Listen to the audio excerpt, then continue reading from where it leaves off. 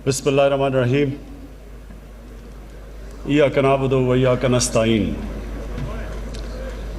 सबसे पहले तो मैं आज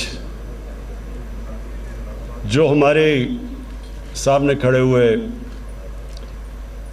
पुलिस में पास आउट किया, जिन्होंने, आज मैं आपको मुबारक देता हूँ, खराज तहसीन पेश करता हूँ। मैं आज इसलिए ख़ास तौर पे यहाँ आया हूँ, और शेख रशीद ने बिल्कुल ठीक कहा कि इसका मकसद था कि मैं पाकिस्तान की पुलिस को एक पैगाम दूँ, और वो पैगाम ये कि जब तक एक कौम की जान और माल की हिफाजत नहीं होती, वो कौम तरक्की नहीं कर सकती।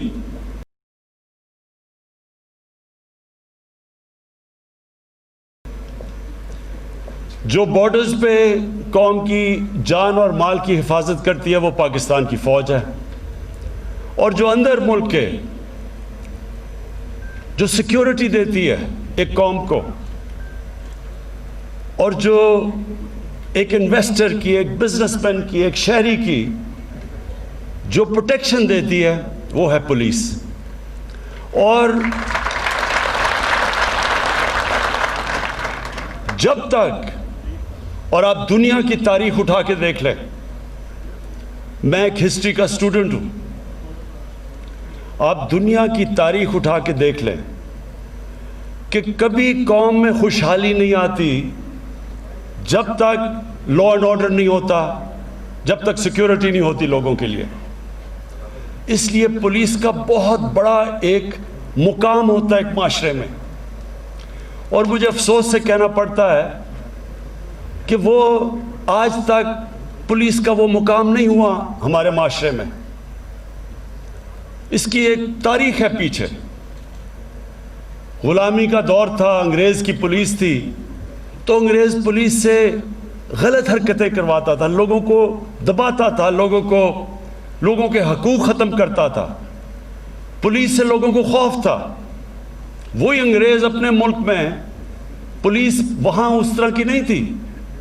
अपने मुल्क में जो पुलिस थी वो शहरियों की देखभाल करती थी, शहरी उसको अपना समझते थे। लेकिन क्योंकि यहाँ हमें ग़ुलाम बनाया हुआ था और हुकूमत करता था, तो पुलिस का रवैया यहाँ मुख्तलिफ था। मैं आज इसलिए आया हूँ, मैं ये चाहता हूँ कि कौम हमारी पुलिस को पसंद करे, अपना समझे, प्यार करे उनसे। हम जब पख्तूनख्वा में हमारी हुकूमत आई 2013 में, तो सबसे ज़्यादा जो दहशत गर्दी थी वो पख्तूनख्वा की पुलिस के ख़िलाफ़ थी। बहुत 500 से ऊपर पुलिस वाले शहीद हो चुके थे, पुलिस का मोराल नीचे गिर चुका था। लेकिन वहाँ की पुलिस जिस तरह तब्दील हुई हमारे देखते देखते, जिस तरह उस पुलिस ने फिर दहशतगर्दी का मुकाबला किया, और फिर ऐसा वक्त आया कि पेशावर के शहरियों ने, मर्दान के शहरियों ने पुलिस की हमायत में जलसे किए, जुलूस निकाले।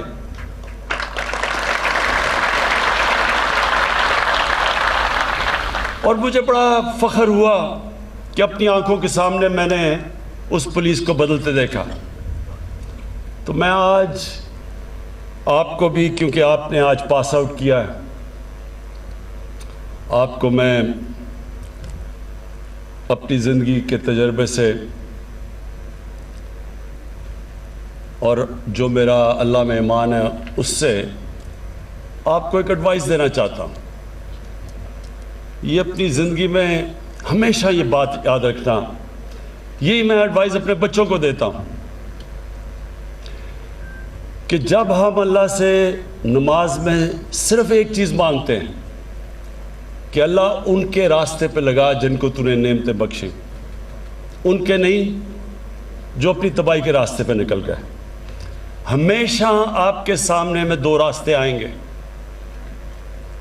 हर इंसान के सामने में कभी ना कभी اس کو فیصلہ کرنا پڑ جاتا ہے, 2 مختلف چوائسز آ جاتی ہیں. میں جب کرکٹ میں اوپر آ رہا تھا تو میرے سامنے بھی یہ 2 راستے آ گئے. ساؤتھ افریقہ میں ان دنوں میں کرکٹ کھیلتے تھے, وہ اپارٹھائڈ کی رجیم تھی, UN کی سینکشنز تھیں, تو بڑے پیسے دیتے تھے ساؤتھ افریقہ کرکٹ کھیلنے کے لیے. تو بڑا مجھے پیسہ آفر ہوا کہ آپ ساؤتھ افریقہ آ کے کرکٹ کھیلیں. لیکن اگر میں کرکٹ کھیلتا تھا ان کے لیے تو میں ایک رجیم جو کہ ریسسٹ رجیم تھی, اپارٹھائڈ کی رجیم تھی, میں نے اس کو سپورٹ کرنا تھا. تو پیسہ تو مل جانا تھا لیکن عزت نہیں ملنی تھی.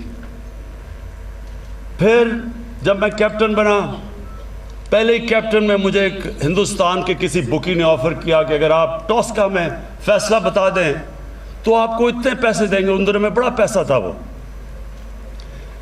تو یہ یاد رکھنا کہ یہ ہر انسان کو یہ 2 راستے, ایک شیطانیت کا راستہ ہے, ایک انسان کی عظمت کا راستہ ہے.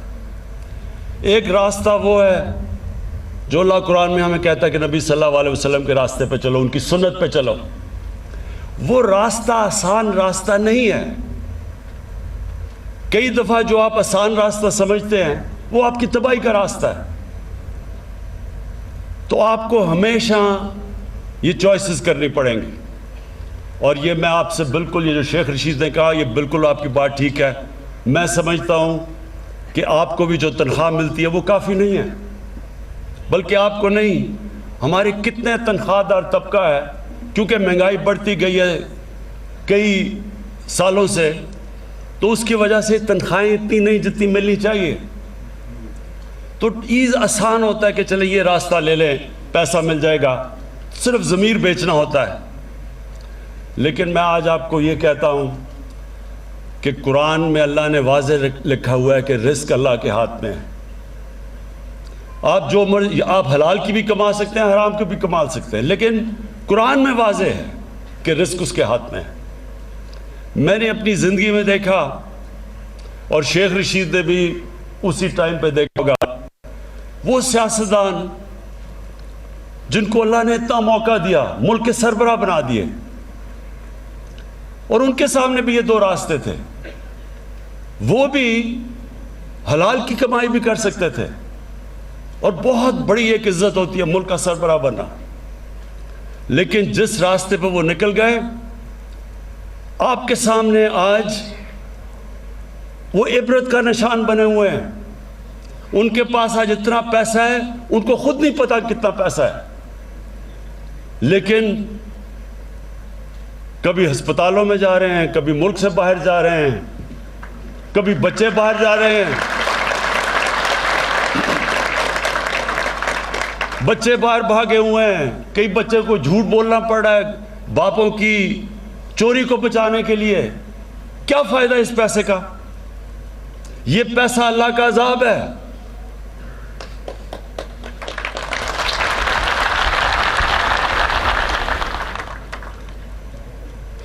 تو میں آج آپ کو پھر یہ ایک چیز بتانا چاہتا ہوں کہ ساری یہ یاد رکھیں, کئی لوگ نماز پڑھتے ہیں ان کو پتہ ہی نہیں وہ کیا مانگ رہے ہیں اللہ سے. 5 وقت میں اللہ کی جب نماز پڑھتے ہیں صرف ایک چیز مانگتے ہیں, اللہ ان کے راستے پہ لگا جن کو تو نے نعمتیں بخشی.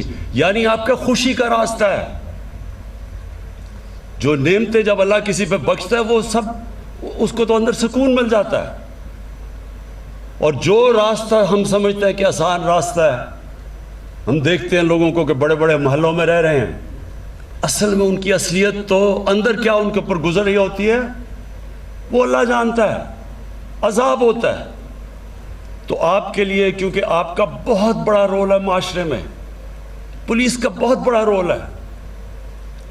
پولیس ایک معاشرے کے اندر جب لوگوں کی حفاظت کرتی ہے اور لوگ پولیس کو اپنا لیتے ہیں, میری بات یاد رکھنا کہ وہ معاشرہ اٹھ جاتا ہے, کیونکہ وہاں سب سے بڑی چیز انویسٹمنٹ آنی شروع ہو جاتی ہے, سرمایہ کاری شروع ہوتی ہے.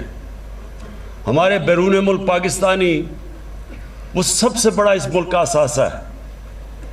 میں کیونکہ میرا واسطہ ان سے زیادہ تھا دنیا میں کرکٹ پہ پہلے ٹریول کرتا تھا, پھر اس کے بعد ویسے جب میرا باہر جانا ہوتا ہے تو ان کو سب سے بڑا مسئلہ کیا ہوتا ہے کہ وہ جب اپنا باہر سے پیسہ پاکستان لے کے آتے ہیں، کوئی پلاٹ لیتے ہیں، کوئی گھر لیتے ہیں، یا قبضے ہو جاتے ہیں ان پہ، تو جب وہ گھر اور پلاٹ ہی نہیں لے سکتے، وہ یہاں سرمایہ کاری کیسے کریں گے، فیکٹریاں کیسے لگائیں گے؟ تو وہی ذہن میں ڈال لیں کہ صرف اوورسیز پاکستانی اس ملک کو اٹھا سکتے ہیں۔ لیکن ان کا مسئلہ کیا ہے؟ ان کو اس وقت اعتماد نہیں ہے کہ ہمارا پیسہ، ہماری انویسٹمنٹ سیکیور رہے گی، سیف رہے گی، اور اس لیے پولیس کا بہت بڑا رول ہے اس پاکستان کو اوپر اٹھانے میں۔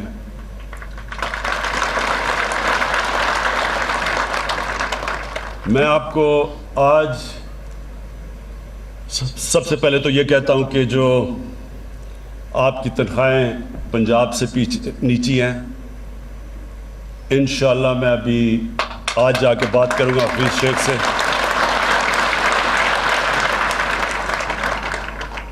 میں آپ کو یہ سب کو بتا دوں کہ یہ ملک، ہم جب پچھلے 2 سال سے جو ہمارے معاشی حالات ہیں، سب سے بڑا مسئلہ کیا ہے؟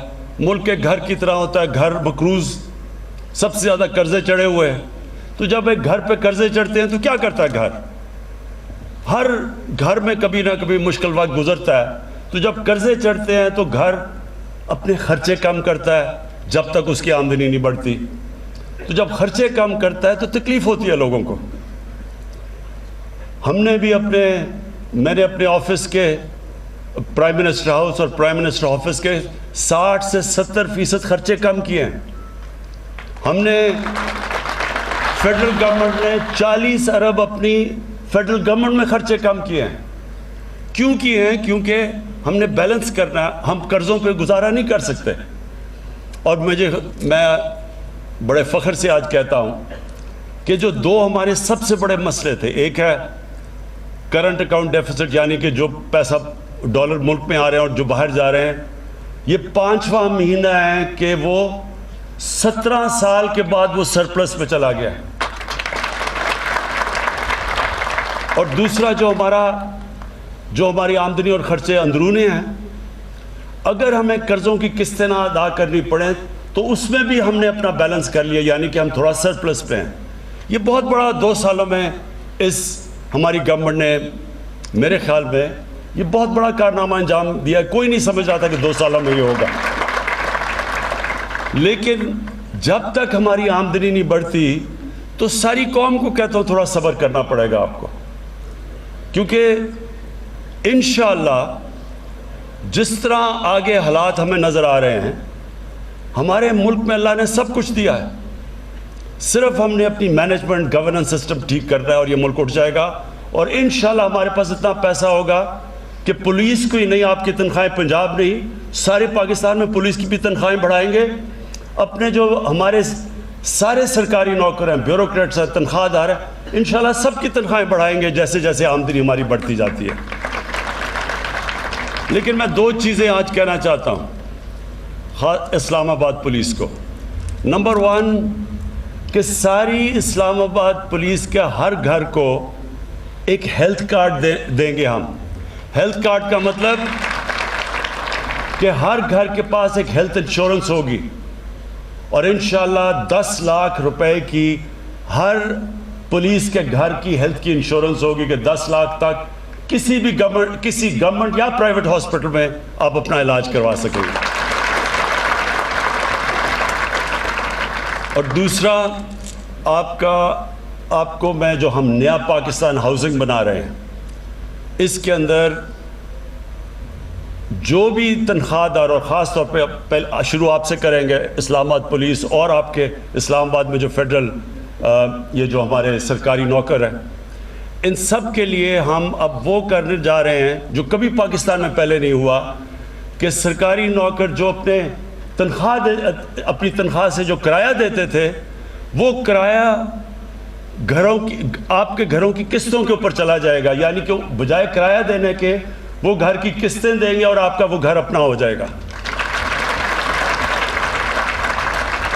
یہ ہمارا بڑا پروگرام ہے نیا پاکستان ہاؤسنگ میں، خاص طور پہ آپ جیسے پولیس والوں کے لیے، سرکاری نوکروں کے لیے۔ تو تو وہ انشاءاللہ ہم پولیس سے شروع کریں گے اور ہم ہیلتھ کارڈز بھی آپ سے شروع کریں گے. باقی میں آئی جی صاحب جو آپ نے ریکویسٹ کی وہ میں ساری آپ کی جا کے پروسیس کروں گا. جو آپ نے چیزیں کہی وہ کیونکہ میں بادشاہ نہیں اور پرائم منسٹر ہوں تو مجھے پوچھنا پڑتا ہے اپنے فائنانس منسٹر سے, اس سے بات کر کے. تو انشاءاللہ آپ کی پوری کوشش کروں گا آپ کی حمایت کروں. میں آپ کو آخر میں پھر اپنی پولیس کو آج آپ جو پاس آؤٹ کیے ہیں آپ کے لیے بھی اپنی ساری پاکستان میں جو پولیس ہے اس کو بھی آج پیغام دینا چاہتا ہوں کہ اب وقت آ گیا کہ ہماری پولیس ایک اور لیول کی ہو جس کی عزت ہو معاشرے میں, جو معاشرہ اس کو اون کرے. اور انشاءاللہ جس طرح پختونخوا کے اندر ایک چینج ہم نے دیکھا تھا میں وہ سارے پاکستان میں دیکھنا چاہتا ہوں. اور آپ جو نئے آج پاس آؤٹ کیا ہے آپ سب کو تو میں پہلے اسلام آباد میں بالکل ایک فرق دیکھنا چاہتا ہوں کہ بالکل پولیس ایک جس طرح نیا پاکستان ہے ایک نئی پولیس فورس ہمارے سامنے آئے جو ایک بالکل مختلف اس کی ایٹیٹیوڈ ہو, اس کا ایک لوگوں کے اندر. شیخ صاحب نے کہا وی آئی پیز کا تو ہم کرتے ہی رہتے ہیں. میں چاہتا ہوں کہ جو عام ہمارا شہری جو غریب آدمی ہے آپ اس کو وی آئی پی بنائیں, وہ آپ کے لیے وی آئی پی ہو, اس کی رسپیکٹ ہو. ایک معاشرے کی پہچان کبھی نہیں ہوتی کہ اس معاشرے میں وی آئی پیز کیسے رہتے ہیں. ایک معاشرے کی پہچان وہ ہوتی ہے کہ جو اپنے کمزور طبقے کو وہ معاشرہ کیسے رکھتا ہے. اور انشاءاللہ آپ کی ایٹیٹیوڈ جب میں دیکھوں گا اپنے غریب لوگوں کی طرف آپ کی ایٹیٹیوڈ کیسی ہے, اور اس کے بعد پھر میں اگلی بھی آپ کی پاسنگ آؤٹ پریڈ پہ آؤں گا اور آ کے پھر بتاؤں گا کہ ایک سال میں کیا فرق پڑا ہے. بہت بہت شکریہ.